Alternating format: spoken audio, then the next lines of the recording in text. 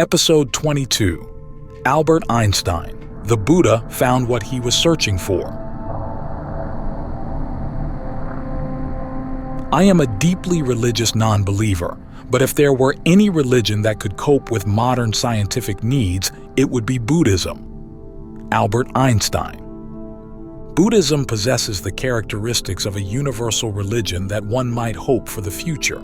It transcends the concept of a personal God, steers clear of dogma and theology.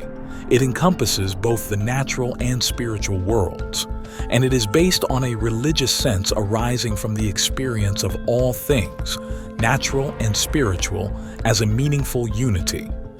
If there is any religion that could correspond to the needs of modern science, it would be Buddhism. Albert Einstein. Einstein saw Buddhism not just as a spiritual doctrine, but also as a philosophy of life, a comprehensive approach to the universe and human beings, reflecting a harmony between science and spirituality. He believed that in a world increasingly governed by science and technology, Buddhism offers a flexible mindset, opening doors to profound understanding of the universe's nature and our role within it. Science and spirituality. What do they share in common? Albert Einstein, an immovable figure in the history of science, marked a turning point for humanity with his general theory of relativity, inaugurating a new era in our understanding of the universe. He discovered that time and space are not separate entities but are interwoven, changing according to the observer's position and velocity. The equation E=mc squared is not just a formula. It is a powerful statement about the unity of matter and energy, opening new doors for the field of physics. But Einstein was not just a scientist. He was also a great philosopher and thinker who transcended the boundaries of scientific theory in search of harmony between science, philosophy, and religion.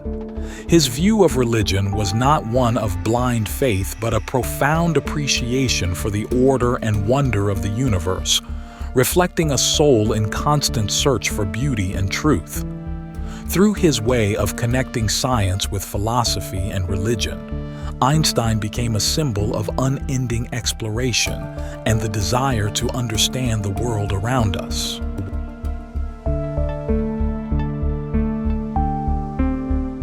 Humanity lacks the wisdom to understand all mysteries of nature.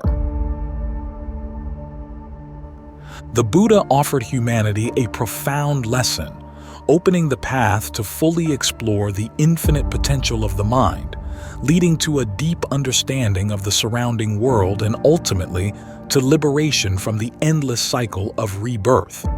The difference lies in that while Einstein sought answers to the mysteries of the external universe, the Buddha turned his attention inward, using observation, wisdom, and genuine reasoning to approach enlightenment. Both the Buddha and Einstein approached their work with a scientific spirit, but the Buddha strongly asserted that knowledge should not be accepted blindly. He encouraged verification through personal experience and reasoning, an open approach that accepts only what has been proven to be true. With this method, the Buddha achieved the profound understanding he sought. Einstein emphasized the importance of ethics and integrity in humans. However, he believed that the source of morality should not be fear or the expectation of punishment from God or any other power. He said, "Human ethical behavior should be based on compassion, education, and social ties and needs. It does not need to have a religious foundation.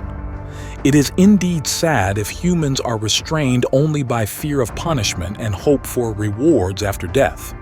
If humans are good only because they fear punishment and hope for rewards, then we are a sorry lot indeed." Albert Einstein, Religion and Science, New York Times Magazine, November 9, 1930. Einstein denied the existence of a personal God, but could not provide an answer to the beauty and methodical way the universe was formed. He expressed this as follows: "I do not believe in a personal God, and I have never denied this but have expressed it clearly.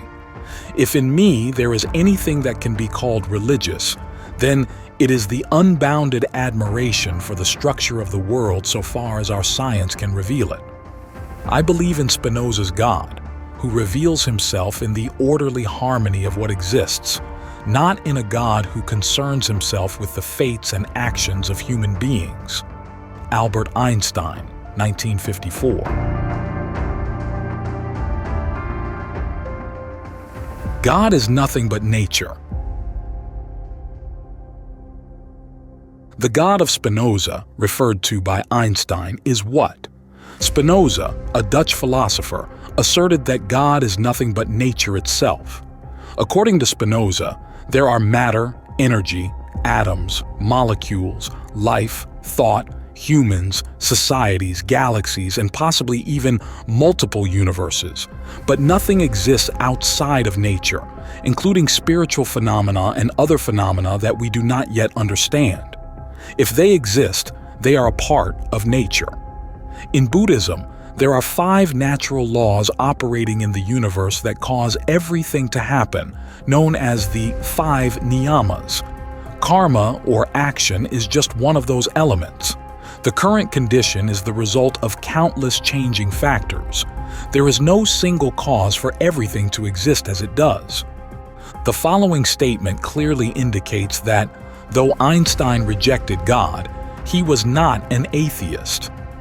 "I have repeatedly said that in my opinion the idea of a personal God is a childlike one, but I do not share the professional atheist's fervor for battling theism, whose enthusiasm mainly stems from the painful liberation process from the religious indoctrinations of youth. I prefer an attitude of humility corresponding to the weakness of our intellectual understanding of nature and of our own being."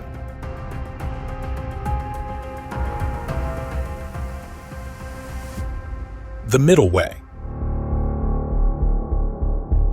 The Buddha opposed the traditional Hindu concept of the world being created by God, eternalism, and also did not accept the materialism of those who do not believe in God, nihilism.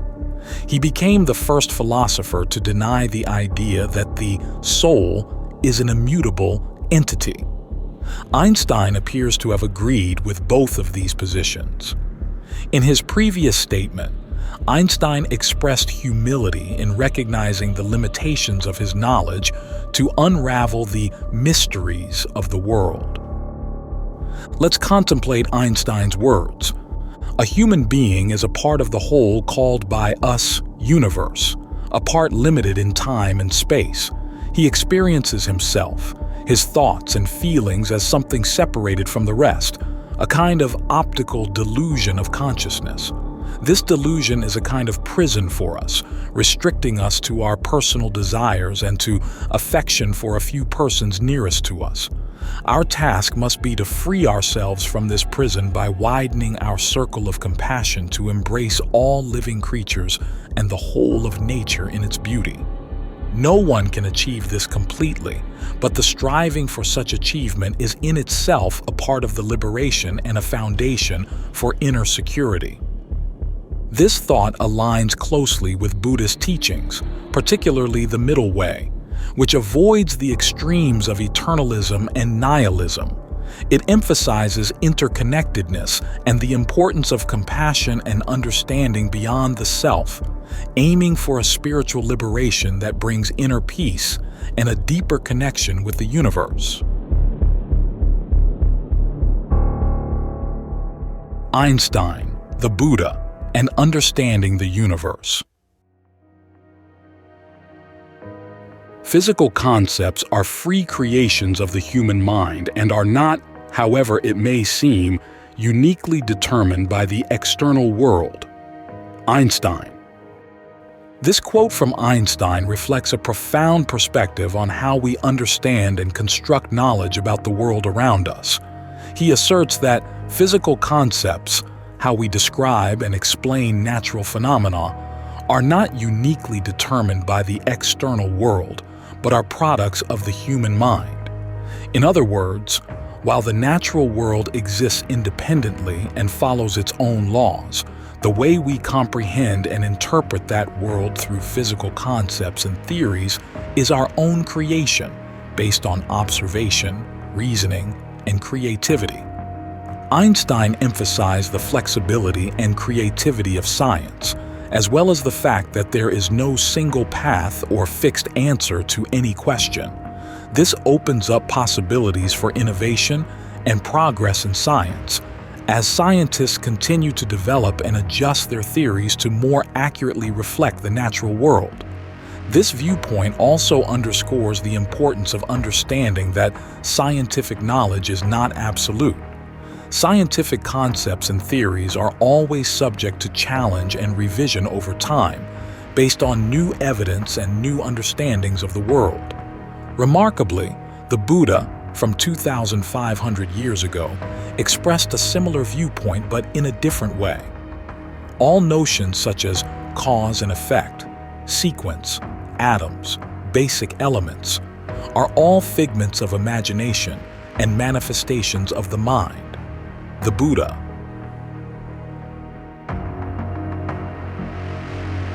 The self is not a rational concept. According to the Buddha, the self is not a rational concept. The self is merely an emotion. Therefore, consciousness is an illusion, and the sense of self is just an activity of the brain. Humans live unconsciously in a dreamlike state, believing in their own existence.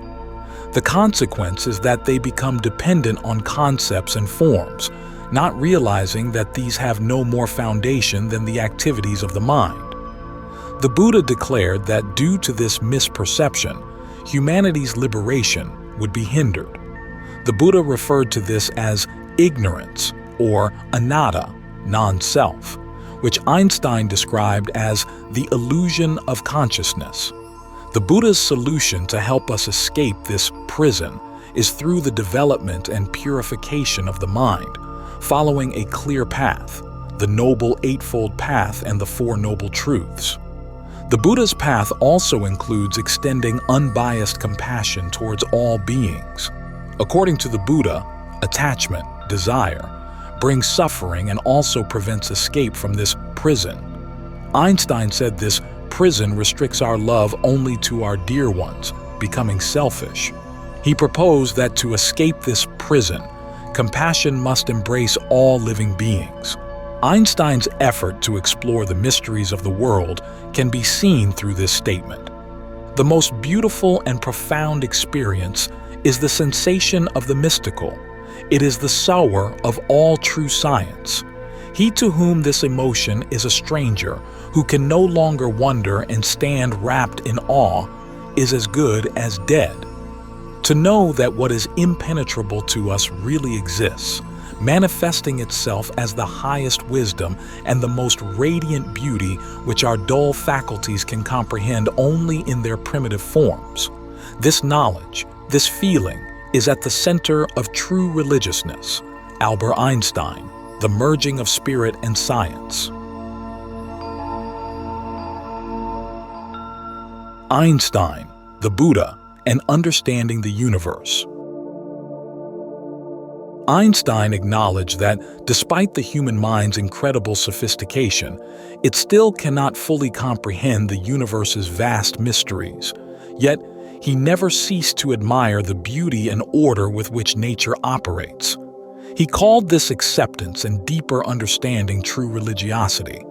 In an intriguing conversation between the Buddha and one of his disciples, a similar approach is revealed. The disciple asked, "Lord Buddha, how vast is the universe?" The Buddha replied, "Does knowing the size of the universe help you escape from suffering?" When the disciple admitted it did not, the Buddha taught, "Then why focus on matters that do not help in ending suffering?"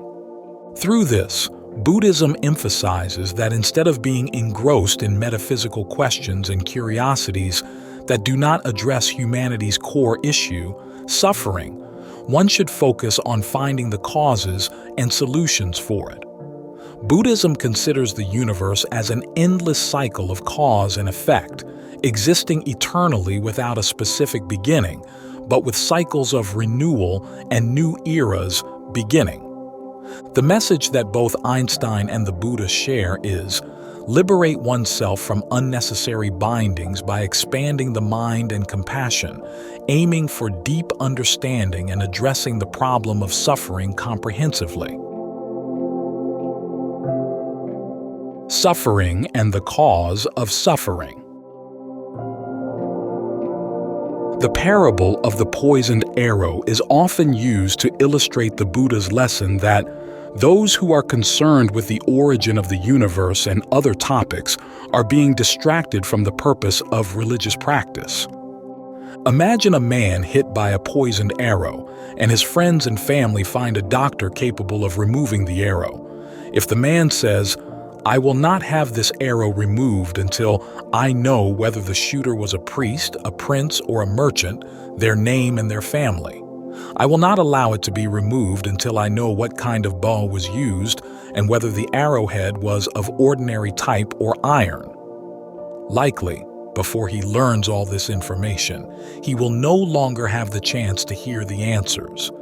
This story serves as a lesson from the Buddha, indicating that learning the origin of the universe or similar endeavors is less important than addressing immediate problems such as suffering and the lack of peace in life. Bertrand Russell, a renowned philosopher, once explained why he accepts the Buddhist view on the origin of the world. Among the founders of all the religions in the world, I respect only one, the Buddha. The main reason is that the Buddha did not make pronouncements about the origin of the world. The Buddha is the only teacher who recognized the true nature of the world. Bertrand Russell. It's fascinating to note that modern scientists and psychologists pay great attention to studying the brain and mind. Buddhist meditation practices like compassion, breath meditation, and mindfulness are widely used in Western medicine and psychology. It would be wonderful if more scientists like Einstein stepped forward to bridge the gap between science and Eastern philosophy in the future.